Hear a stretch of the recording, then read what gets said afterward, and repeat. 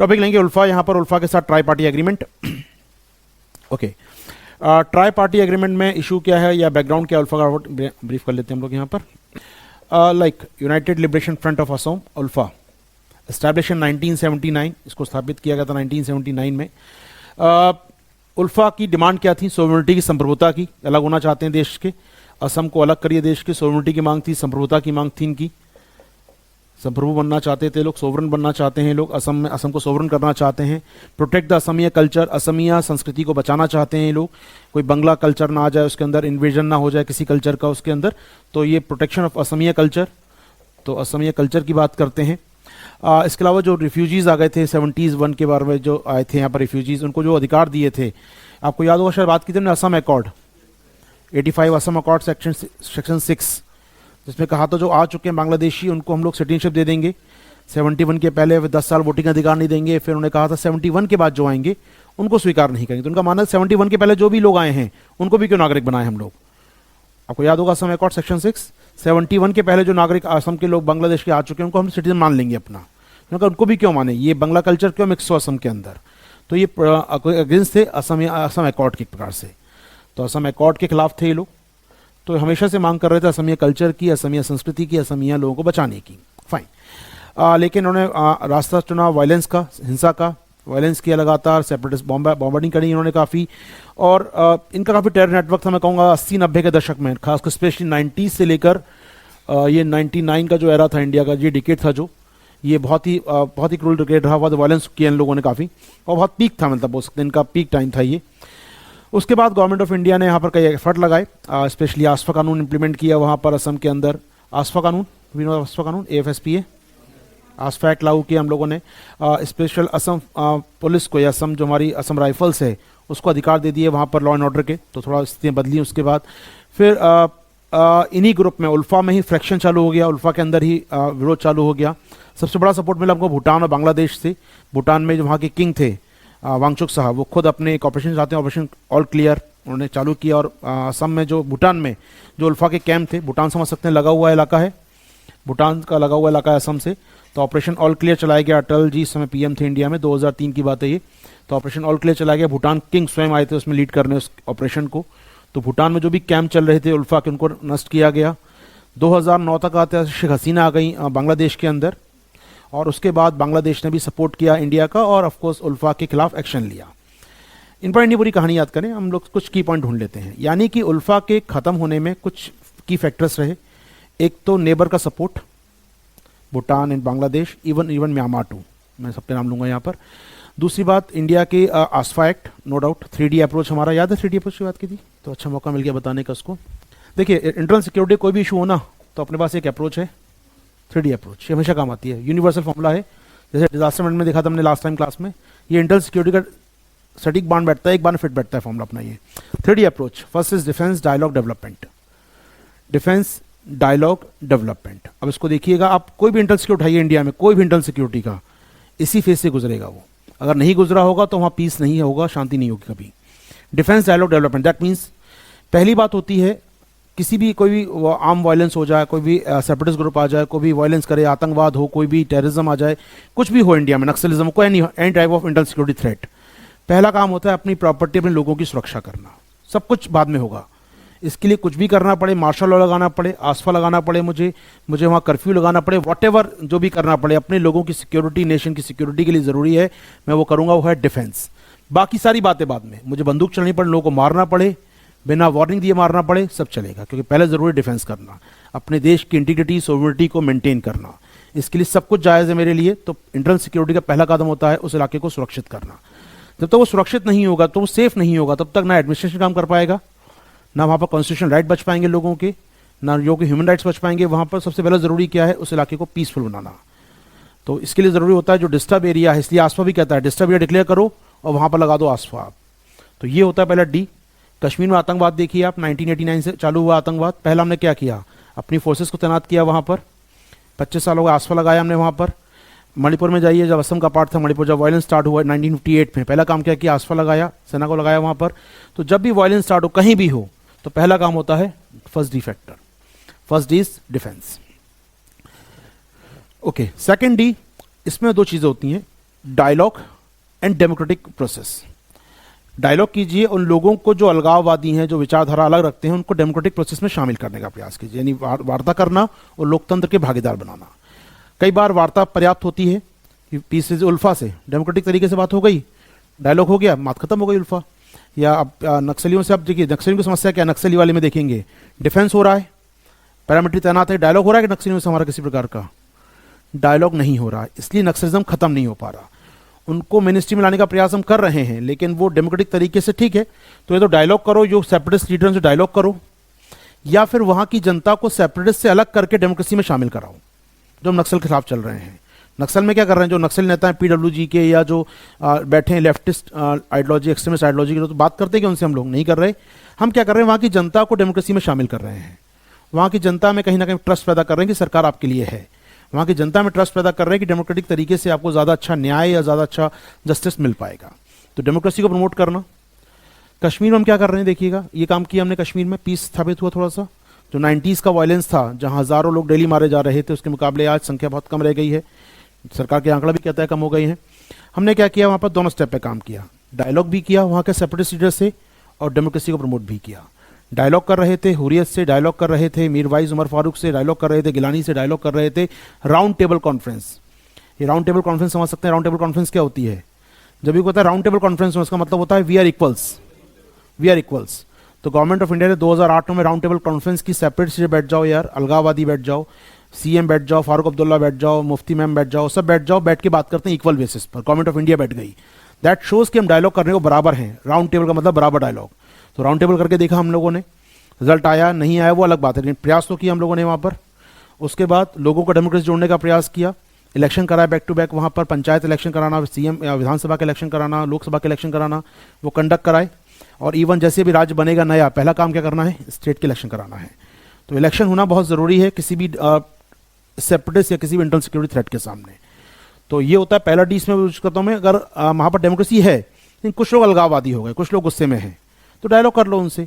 Democracy कमज़ोर है या डेमोक्रेसी नहीं है उस जगह पर, तो डायलॉग प्लस डेमोक्रेसी एक साथ जोड़ता हूँ मैं इसको, या फिर डायलॉग के द्वारा डेमोक्रेसी। अब देखिए मिजोरम में लालथंगा की बात करेंगे, जो फॉर्मर CM थे उनके पहले, वो कौन थे यार, मतलब वो 97 में वो सेपरेटिस्ट लीडर बन के बैठा था, वो CM बन गए, उसके बाद आपने मिनिस्ट्री में शामिल किया। मिजोरम आज मोस्ट पीसफुल स्टेट है पूरे नॉर्थ ईस्ट का। मिजोरम में देखेंगे आप, और मोस्ट प्रोस्परस स्टेट, मैं कहूँगा प्रॉस्परिटी बहुत अच्छी है वहाँ पर, अच्छी ग्रोथ हुई है मिजोरम के अंदर। तो मिजोरम क्योंकि वहाँ सेपरेटिस्ट लीडर को हमने डायलॉग किया, डेमोक्रेसी में शामिल किया, डिफेंस तो किया ही किया पहले हम लोगों ने वहाँ पर। पीसफुल सॉल्यूशन यही है, इस तरीके से गुजरता है हमेशा, defence then dialogue and democracy. इसको एक साथ बोलता हूँ मैं, dialogue and democracy. Third one is development, economic development, social development, infrastructure development, livelihood को बढ़ाना पड़ेगा आपको यहाँ पर, इस पर हमें काम करना होगा डेवलपमेंट पर। इसके बिना ना ये स्टेबल रह पाएगा ना ये स्टेबल रह पाएगा। तो डेवलपमेंट बहुत ज़रूरी है। कई बार हम इसके साथ डेवलपमेंट चालू करने का प्रयास करते हैं कि यहाँ डिफेंस लगा दिया, सेना लगा दी और डेवलपमेंट चालू किया, नहीं हो पाएगा। मलकानगिरी एग्जाम्पल याद करें, DM को किडनैप कर लिया था लोगों ने वहाँ पर, आपको याद हो कुछ साल पहले की बात है। मलकानगिरी DM, सेना तैनात थी, पैरामिलिट्री फोर्स तैनात थी हमारी वहाँ पर, डेवलपमेंट का प्रयास कर रहे थे, उठा के नक्सलाइट ले गए थे। जब तक कि लोगों में ट्रस्ट पैदा नहीं होगा ना, ऐसी घटनाएं होंगी, आपकी ब्यूरोक्रेसी पर अटैक होगा, ब्यूरोक्रेट जाना पसंद नहीं करेंगे इलाकों में यहाँ पर। तो उसके लिए ज़रूरी क्या है, पहले लोगों का ट्रस्ट जीतना ज़रूरी है। इस बार मेंस में क्वेश्चन आया था, आपको याद होगा 2033 के इंटरनल सिक्योरिटी में क्वेश्चन था, दिल और दिमाग। मैंने कहा था कश्मीर में दिल और दिमाग को जीतना ज़रूरी है पहले। जो अटल जी कहते थे इंसानियत, जमहूरियत एंड कश्मीरियत, तो रिकॉल करें हम लोग, इंसानियत, जमहूरियत, जमहूरियत और डेमोक्रेसी। इंसानियत तो ऑफकोर्स ह्यूमनिटी की बात हो रही है, इंसानियत की बात करें, जमहूरियत की बात करें और कश्मीरियत की बात करें। तो दिल और दिमाग की बात जो करते थे वो आज भी इवन लागू होता है क्या? वो केवल आप कहते हैं आयरन ब्लड पॉलिसी से काम हो सकता है? नहीं हो सकता, दिल और दिमाग की आवश्यकता है। हमने लॉन्च किया था राष्ट्रीय प्रोग्राम वाइब्रेंट विलेज प्रोग्राम एक, उसका अल्टीमेट गोल यही था कि लोगों को मेन स्ट्रीम से जोड़ना, जो अलगाववाद है, जो वहाँ के लोग हैं उनको दिखाना यार देखिए देश आपके लिए क्या कर रहा है, देश के साथ जुड़ी है। वाइब्रेंट विलेज प्रोग्राम इसका पार्ट है अपने आप में। इंफ्रास्ट्रक्चर बनाएंगे, सब करेंगे, दिल और दिमाग को जीतना ज़रूरी है लोगों के। ये आइडियोलॉजी को क्रैक डाउन करना ज़रूरी है। इससे आप वायलेंस क्रैक डाउन कर सकते हैं, इससे आप आइडियोलॉजी क्रैक डाउन कर सकते हैं और इससे ऑफकोर्स अपनी आइडियोलॉजी को पुट कर सकते हैं। तो तीनों ज़रूरी हैं, तीनों सबसे गुजरना पड़ता है किसी भी इंटरनल सिक्योरिटी फेज़ को। और उल्फा किस फेज़ में देखिएगा, यहाँ वायलेंस स्टार्ट किया उन्होंने, हमने अपनी सेना लगाई वहाँ पर, असम राइफल्स लगाया, आसफा लगाया, एक्शन लिया पड़ोसी देशों ने, ये मामला यहाँ खत्म हो गया। तो उल्फा का जो वायलेंस था वो खत्म हो गया समय के साथ। 2000 में इतना प्रेशर हो गया इनके ऊपर आते हैं 2005-2010 तक कि इनको कहा भैया ठीक है बातचीत करते हैं। आपने तरह प्रेशराइज कर दिया इन ग्रुप को कि अब बातचीत करने के लिए मजबूर होना पड़ेगा। 2009 की बात मैं कर रहा हूँ, शेख हसीना पीएम बनती हैं बांग्लादेश की, और उन्होंने उल्फा के खिलाफ एक्शन लिया। अपने देश में जो कैंप चल रहे थे उनके एक्शन लिया। उस समय 3 नेता मुझे आते हैं उल्फा के थे, हम लोग 3 लीडर थे उल्फा के। Paresh Baruah commander in chief था, Arvind Rajkhowa second commander in chief था, अनूप चेतिया तीसरे नंबर पे था। 3 लोग थे, मुझे याद है। 2009 की बात कर रहा हूँ। बांग्लादेश ने एक्शन लिया, तीनों को भागना पड़ा वहाँ से। परेश बरुआ चला गया म्यांमार, चीन के संरक्षण में पल रहा है वो उस समय। बाकी 2 नेता जो थे अरविंद राजखोवा एंड अनूप चेतिया पकड़ के इंडिया को हैंडओवर कर दिया गया। और जब इंडिया में आ गए ये दोनों, इंडिया के गवर्नमेंट के हाथों में आ गए, सरकार ने पकड़ लिया इन दोनों को। इन्होंने कहा ठीक है हम उल्फा से अलग होते हैं, हम उल्फा का नया ग्रुप बनाते हैं अपना। तो उल्फा जो थी 2 भागों टूट गई 2009 में आके। एक बन गया ULFA I, that known ULFA independent. ULFA independent ये परेश बरुआ जो हैं इनके लीडरशिप में भी काम कर रही है, ये परेश बरुआ की लीडरशिप में उल्फा आई। म्यांमार से ऑपरेट करते हैं ये लोग। बहुत ही माइनर ग्रुप बचा है अपने आप में, 50-100 लड़के इनके पास बचे हैं hardly.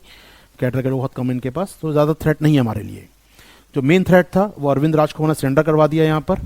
Arvind Rajkhowa another big name in ULFA, और अनूप चेतिया तो जेल में ही है राइट नाउ। अनूप चेतिया इनका 9 पॉइंट खत्म हो गया। अरविंद राजखोवा की बात करें, सेकंड कमांडर थे।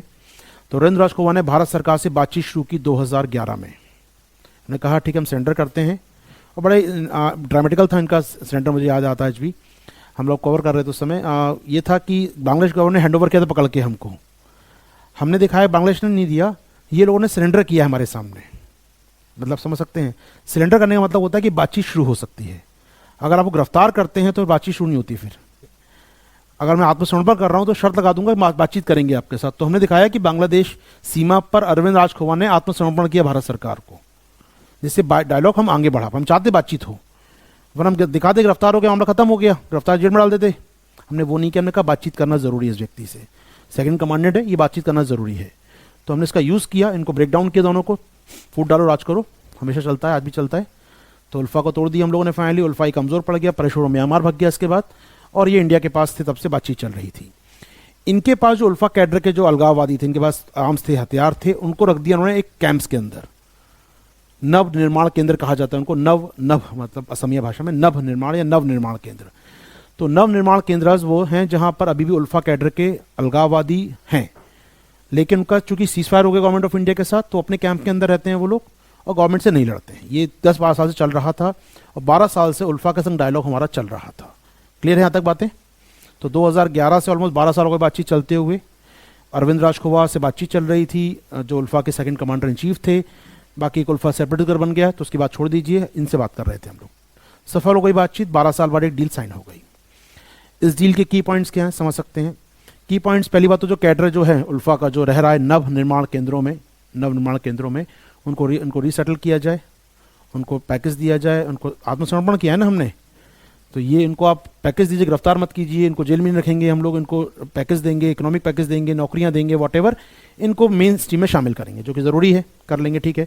अपने यूथ है, अपना यंग बंदा है, वो शामिल कर सकते हैं उसको हम लोग। दूसरी बात, जो असमिया कल्चर प्रोटेक्शन की बात कहते थे ये लोग, तो उसकी बात भी मानना जरूरी है। उन्होंने कहा ठीक है हमने एक काम करते हैं, कुछ सीट्स ना आपके लिए रिजर्व कर देते हैं।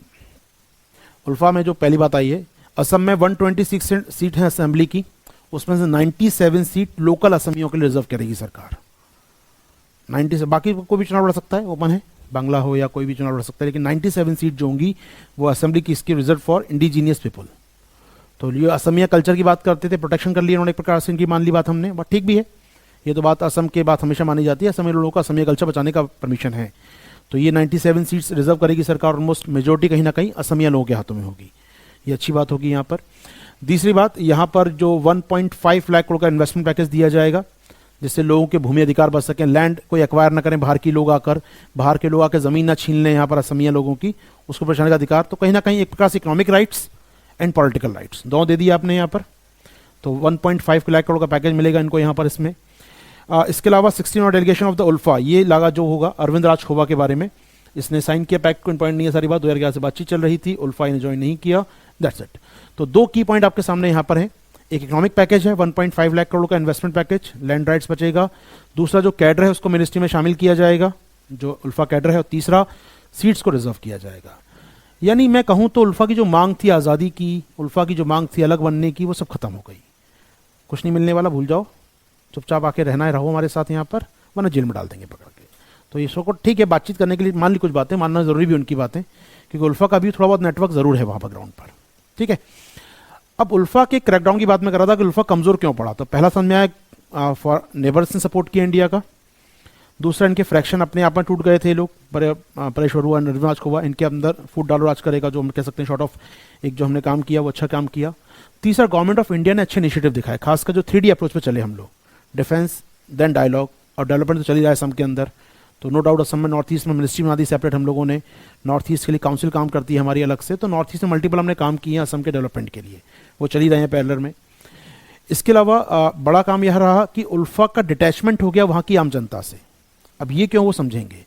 उल्फा जब बना था तब इसका बहुत बहुत बड़ा अच्छा टाइम था इसका, उल्फा के लोग जोड़ रहे थे, असमी के लोग जोड़ रहे थे। लेकिन बाद में इसका फॉल होने का बड़ा कारण था यहाँ पर इसकी अपनी एक्शंस।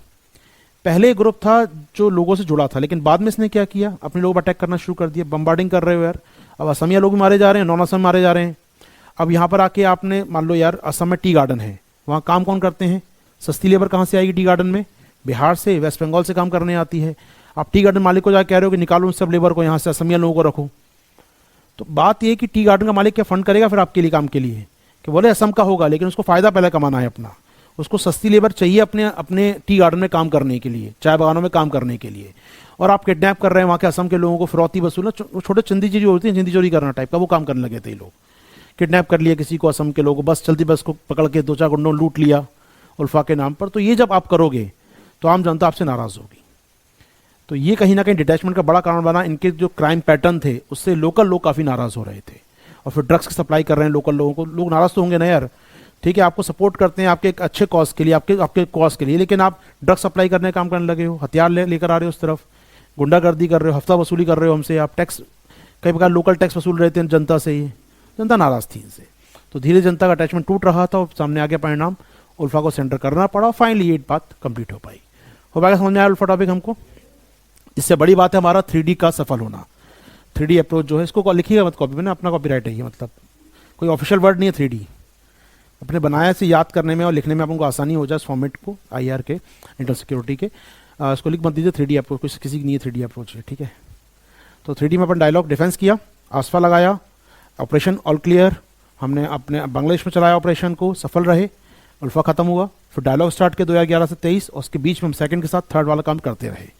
12-13 सालों से नॉर्थ ईस्ट में अच्छा काम किया है। मैं कहूँगा 97 से आप जाएंगे ना, 97 से रवि साहब का जब कार्यकाल शुरू हुआ था वहाँ पर, तब से देखिए नागा पीस की बात करें, इन लोगों, उल्फा भी कमज़ोर पड़ गया वहाँ पर। तो अभी तमिलनाडु गवर्नर भी थे बीच में, रवि साहब को याद होगा, उनका भी रोल पड़ेगा, ब्यूरोक्रेट रहे हैं वो, उनका रोल पड़ेगा नॉर्थ ईस्ट की शांति में। 97 में वहाँ थे, वहाँ पर उन्होंने जो पीस डायलॉग लॉन्च की, नागा से पीस सीज फायर हो गया, उसमें हमारा उल्फा सीज फायर हो गया। उसके बाद हमारा वहाँ पर त्रिपुरा में शांति हो गई, मेघालय में जो नागो गारो खासी जयंती समस्या थी वो सॉल्व कर दी, कार्बी आंगलोंग का मुद्दा सुलझाया उन्होंने। नॉर्थ ईस्ट में बहुत ही अच्छा काम किया रवि सर ने। बाद में नागालैंड के गवर्नर बनाए गए, फिर इनको तमिलनाडु लाया गया गवर्नर बनाकर, वॉट एवर, वो अलग इशू है। लेकिन राइट नाउ और बात करें तो 97 से जो हमने अच्छे काम शुरू किए, 3D अप्रोच पे गए थे, परिणाम सामने 25 सालों में है। नागा पीस हो चुकी है, उल्फा पीस हो चुकी है, बोडो से हमारा एग्रीमेंट हो चुका है, कार्बी आंगलोंग से हमारी पीस हो चुकी है, दीमा हसाओ से हमारा एग्रीमेंट हो चुका है, इधर जाए मिजोरम में पीस हो चुकी है आराम से आपके, त्रिपुरा में ऑल इंडिया जो त्रिपुरा फोर्स, क्या नाम था उनका, all Tripura LTF, liberation of Tripura forces का नाम था। तो उनसे शांति हमारी, मतलब अलगाववादी जो ग्रुप थे बहुत सारे, वो खत्म हो चुके हैं ऑलमोस्ट। आसफा धीरे धीरे सिकुड़ता जा रहा है, आसफा का इलाका छोटा कम होता जा रहा है। मणिपुर है, उम्मीद करते हैं वो भी सॉल्व आउट हो जाएगा जल्दी से, हो पाएगी बात हमारी यहाँ पर ये। तो ये 3D अप्रोच हमेशा काम आएगी। अब लास्ट में आता हूँ कि हमने नॉर्थ ईस्ट के विकास के लिए क्या काम किया है। तो थर्ड पॉइंट D वाला है, उस पर हमने क्या किया है, समरी करते हैं उस पर हम लोग आपके साथ। ओके, नॉर्थ ईस्ट डेवलपमेंट के लिए कुछ पॉइंट्स हैं मेरे पास, बता सकते हैं क्या क्या किया है सरकार ने नॉर्थ ईस्ट के लिए। We have separate ministry for north east now, we have, एक देश का एक ही क्षेत्र है जहाँ अलग से मंत्रालय हमारे पास है, तो सेपरेट मिनिस्ट्री हमारे पास है नॉर्थ ईस्ट के विकास के लिए। ओके, और क्या है नॉर्थ ईस्ट के लिए, जोनल काउंसिल है, जोनल काउंसिल हमारे पास, एक क्षेत्रीय परिषद हमारे पास है नॉर्थ ईस्ट के लिए। और क्या है, कुछ और काम नॉर्थ ईस्ट में हम लोग कर रहे हो। देखिए इंपॉर्टेंट बात है, नॉर्थ ईस्ट को हमने, जो समस्या थी नॉर्थ ईस्ट की, वो थी कनेक्टिविटी की। कनेक्टिविटी को बहुत एनहेंस किया है हम लोगों ने।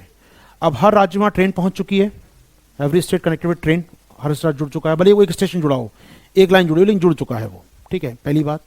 दूसरी बात, रोड्स का इंफ्रास्ट्रक्चर देखिए, कॉरिडोर्स तैयार किए हम लोगों ने। इवन बांग्लादेश के साथ ट्रीटी करके हम लोगों ने क्रॉस बांग्लादेश रूट हमने तैयार किए हैं, जिसको कहते हैं ITR, Indo Bangladesh protocol root, IPR, Indo Bangladesh protocol root तैयार किए हैं, जो बांग्लादेश के जरिए हम नॉर्थ ईस्ट को जोड़ पा रहे हैं मेन स्ट्रीम से अपने यहाँ। इसके अलावा हमने नॉर्थ ईस्ट को आसियान के साथ जोड़ा है, चाहे वो IMT हाईवे से बार क्वेश्चन आया था एग्जाम में आपका, IMT Indo Myanmar Thailand highway की बात करें, या बात करें मोरहे से आप किस प्रकार कालादान प्रोजेक्ट चल रहा है। तो नॉर्थ ईस्ट की कनेक्टिविटी के बहुत सारे काम किए हैं। तो कनेक्टिविटी को मैं शॉर्ट में लिखवा रहा हूँ यहाँ पर, क्या क्या किए हैं समरी कर लीजिएगा एक बार। तो कनेक्टिविटी के लिए पहला काम बताया मैंने आपको यहाँ पर, इंडो बांग्लादेश प्रोटोकॉल रूट।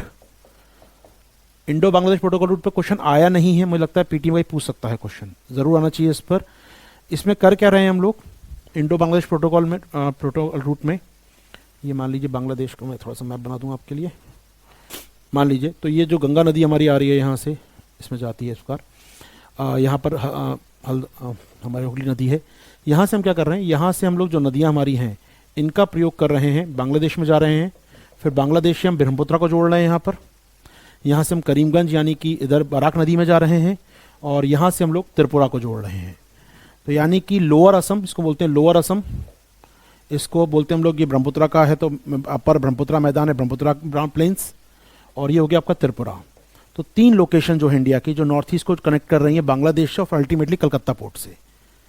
तो ये बड़ा अच्छा काम किया हम लोगों ने। और इवन बांग्लादेश के हमने पोर्ट्स ले लिए, मोंगला पोर्ट ले लिया, चटगांव पोर्ट ले लिया, इनका माल यहाँ भी आके ट्रेड हो सकता है।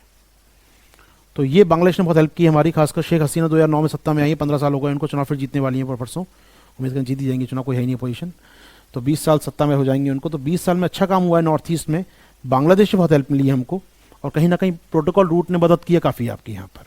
क्लियर है, पहला कनेक्टिविटी का वो है IBPR, Indo Bangladesh protocol root. दूसरा काम जो हमने किया कनेक्टिविटी के लिए, वो गेटवे ऑफ आसियान बना दिया नॉर्थ ईस्ट को, gateway of ASEAN, that means ASEAN के इतने देश जोड़ने का प्रयास कर रहे हैं, स्पेशली म्यांमार के साथ।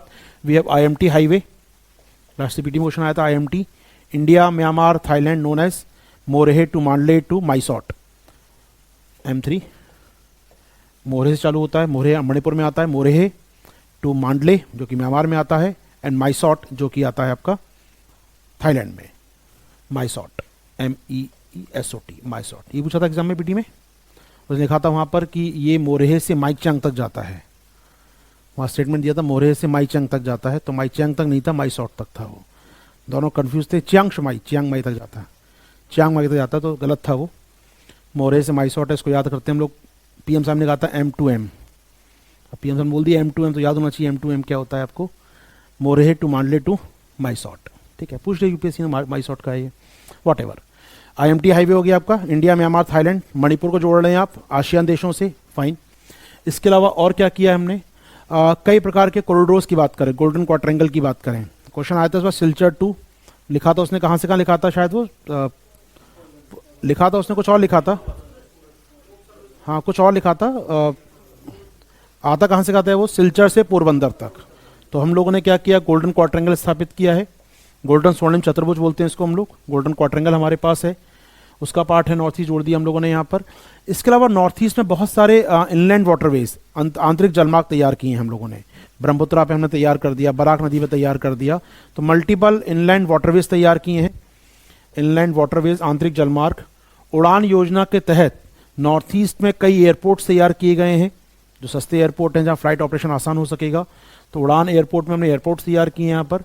तो वाटरवेज, वायु मार्ग, सड़क मार्ग, इंटर कंट्री मार्ग, तो हमने कई तैयारी की है कनेक्टिविटी को बढ़ाने के लिए, क्योंकि बड़ी समस्या नॉर्थ ईस्ट संग थी, कनेक्टिविटी नहीं थी हमारी।